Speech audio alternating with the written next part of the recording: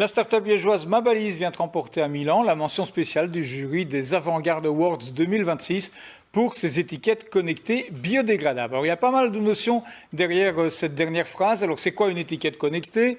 En quoi certaines sont-elles plus écologiques que d'autres? NFC, RFID, que signifient ces termes? Bien, on va le demander à Philippe Hénin, l'homme qui est derrière la start-up liégeoise. Bonjour.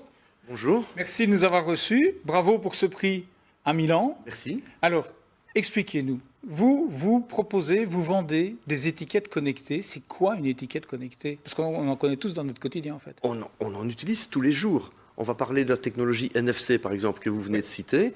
Tout le monde a une carte NFC dans son portefeuille, sa carte de banque, qui permet de faire le paiement sans contact.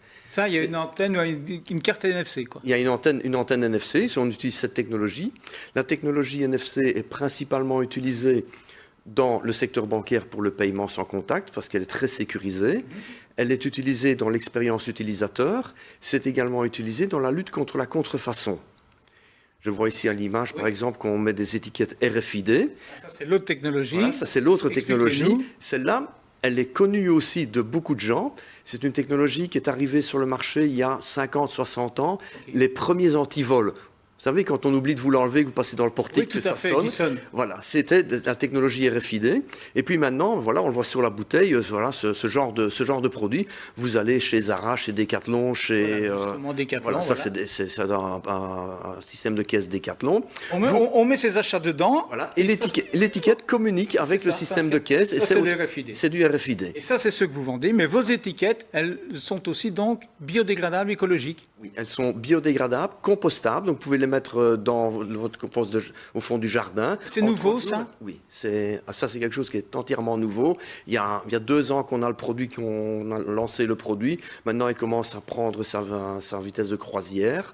Donc oui, ça fait à peu près 2 ans que le produit est sur le marché. Le fait de pouvoir dire, moi j'ai des étiquettes à vous proposer qui sont écologiques, on va le dire comme ça, c'est un point intéressant pour le client. L'espoir, c'est qu'il communique avec ça? Généralement, les entreprises qui veulent avoir un packaging connecté sont réticentes à utiliser des étiquettes classiques parce que ça empêche de jeter le carton dans le circuit du papier et du carton.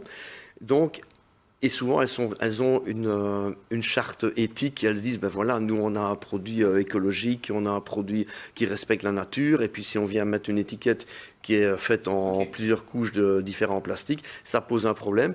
Donc, elles disent, voilà, nous, on a des étiquettes qui sont biodégradables, compostables, recyclables avec le papier.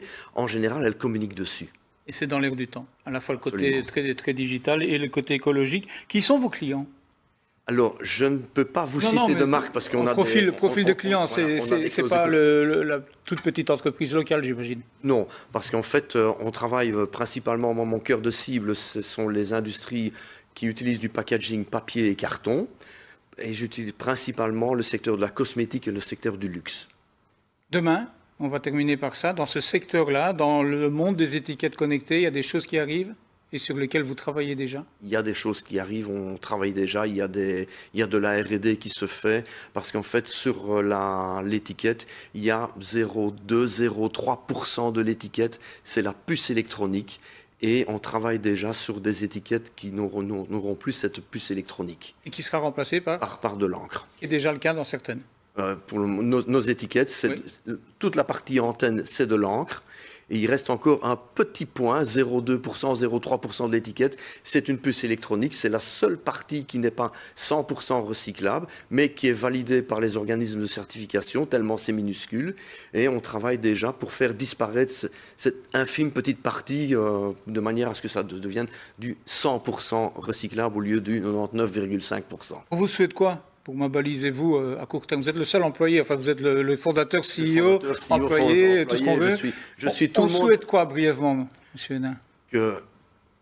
Que ça prenne de l'ampleur, que ça continue sur sa lancée. Parce que là, ben voilà, on a participé à trois salons internationaux. On a été récompensé sur les 3 salons.